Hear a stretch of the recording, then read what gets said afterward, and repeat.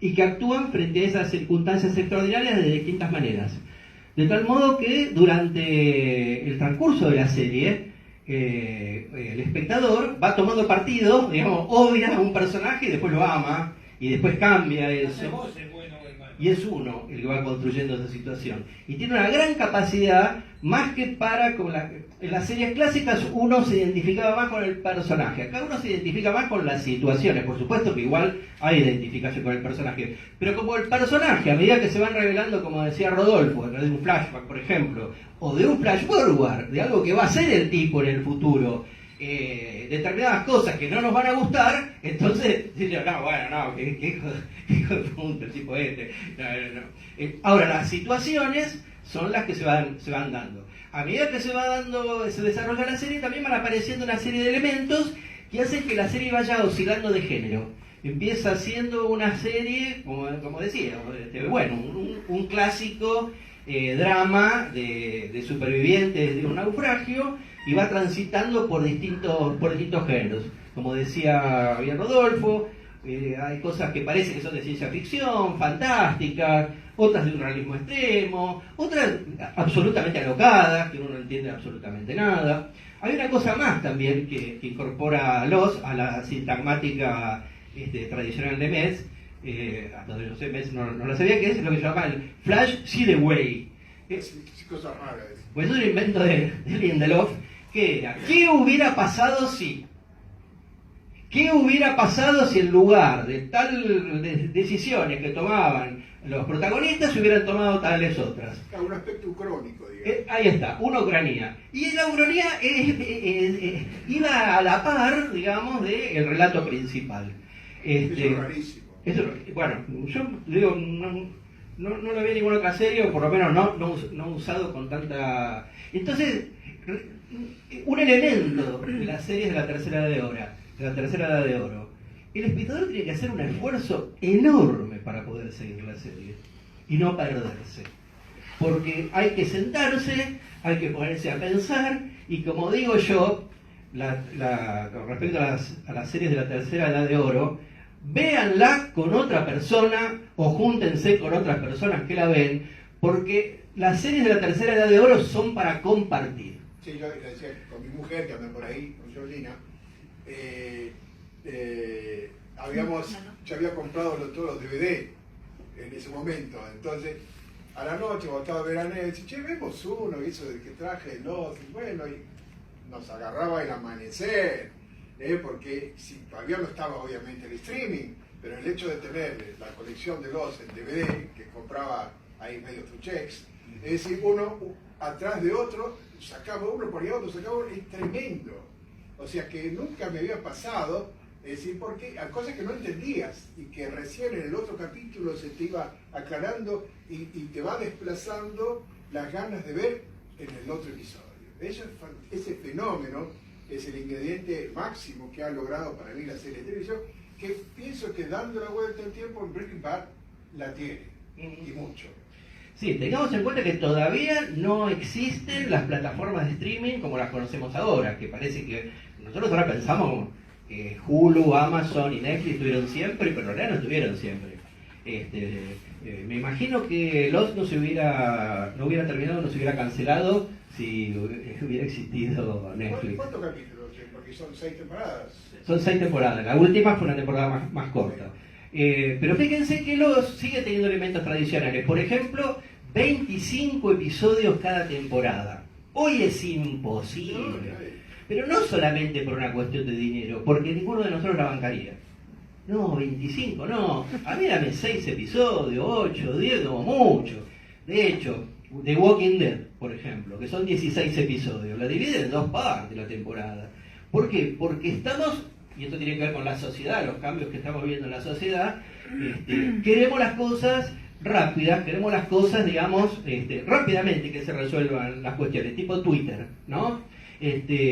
Y en ese sentido, y eso es lo que abre otro tipo de producciones, quizás al final tengamos algo de tiempo, que son las webseries, y que son toda la enorme cantidad de producciones que surgen que tienen que ver específicamente para la televisión y que vos decís 5 minutos, 10 minutos. Yo les puedo asegurar, lo último que hay al respecto es,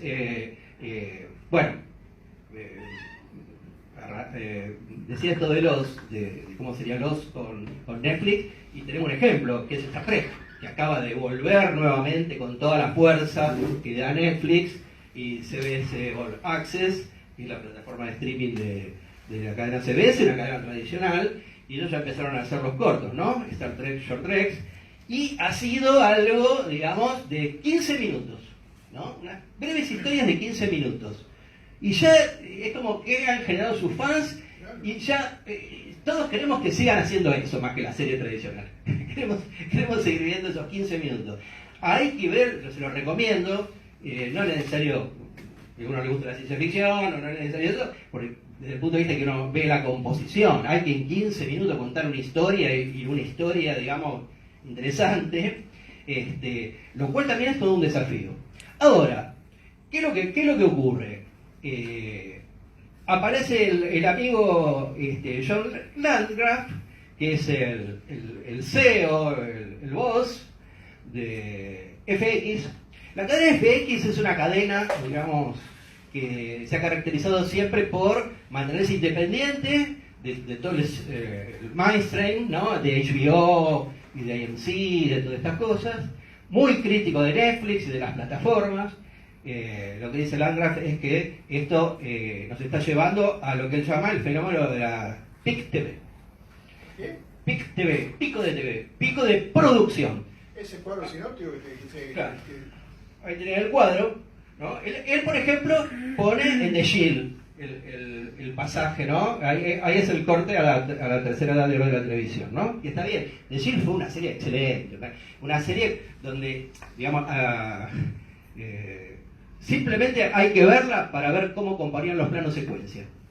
Era increíble las cosas que hacían, un policial infernal. Pero ahí van a poder ver cómo, digamos, la composición se va alterando en términos de la producción de series de las cadenas tradicionales, las cadenas de cable, las cadenas de cable premium y las online service, que son las plataformas de streaming, ¿no? Fíjense ustedes que hay algo acá muy interesante, que es que la producción de las cadenas clásicas no ha variado. Al contrario, ha ido aumentando, un poco, pero ha ido aumentando. Es decir, que el aumento, por ejemplo, el aumento de las producciones por plataformas de internet no ha hecho que mermar la cantidad de series producidas por... Coexisten. Es interesante ese dato, ¿no? Porque ahí está la fantasía de que el streaming desplazó todo. Ahora, ¿dónde se ve que el golpe es tremendo? En el cable. El cable es algo que tiende... No va a desaparecer, no sé si va a desaparecer o no, pero por eso las guerras que se están dando, ¿no? A HBO no le vayas a hablar de Netflix, y de hecho, entonces acá, más allá de traerlo a colación a nuestro amigo el Dr. House, pero en otra serie, Chance, una serie muy buena, de Hulu, de la plataforma, acá hay que decir algo también, ¿no? Netflix y Amazon son nuevos jugadores, no venían de la televisión. Y yo miraba y decía Hulu, ¿no? Qué buena la serie de Hulu, ¿no? ¿Quién está detrás? Hay una pregunta que siempre hay que hacerse, y no importa lo conceptual. ¿Quién está detrás de algo? ¿Quiénes son los dueños de Hulu? ¿No? No sé. Disney, Time Warner, Comcast. Es decir, es la unión de todas las cadenas tradicionales de televisión con el objetivo de destruir a Netflix. La pregunta es, ¿quién establece las reglas? Para mí lo de la PIC TV no es tanto la cantidad, porque de última, si ustedes se fijan, las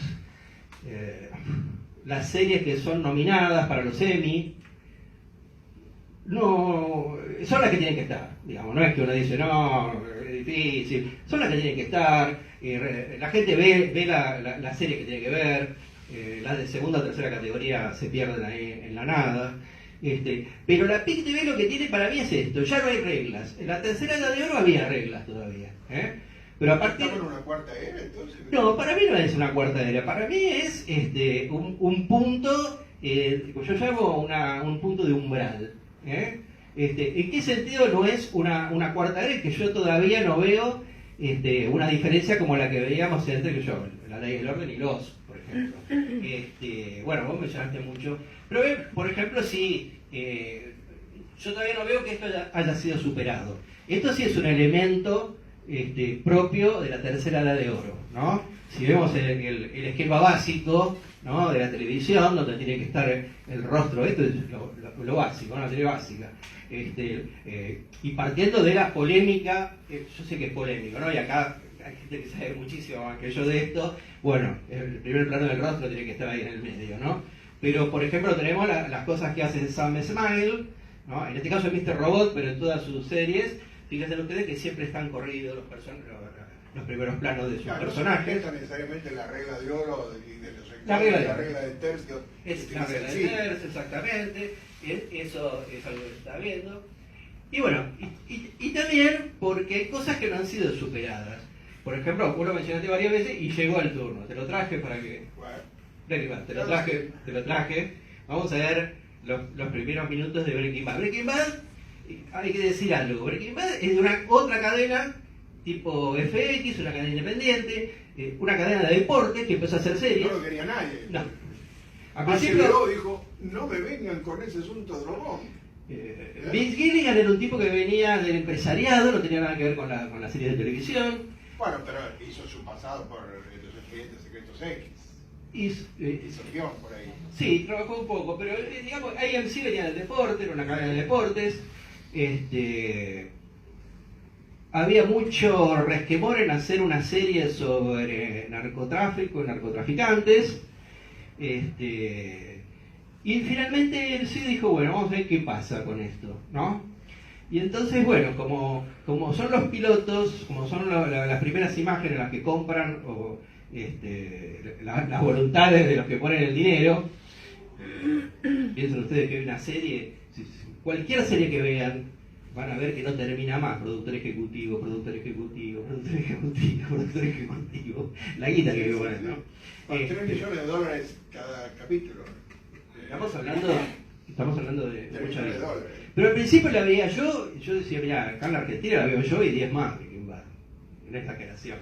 De hecho, prácticamente se vuelve más viral sobre el final Breaking Bad, cuando ya la estaban por cancelar y se le da una temporada más, ¿no? Inclusive hay una sexta temporada. Nunca. Pero apócrifa. Ahí ya me mataste. Yo sí. Va a haber, les adelanto que va a haber novedades con Breaking Bad. No lo vamos a volver a ver a Walter White, pero va a volver Breaking Bad de alguna manera. ¿En dónde? Y este es otro elemento de la tercera edad de oro, en el cine. Es decir, no es el primer caso ni va a ser el primer caso que vamos a ver que de la televisión salen productos cinematográficos.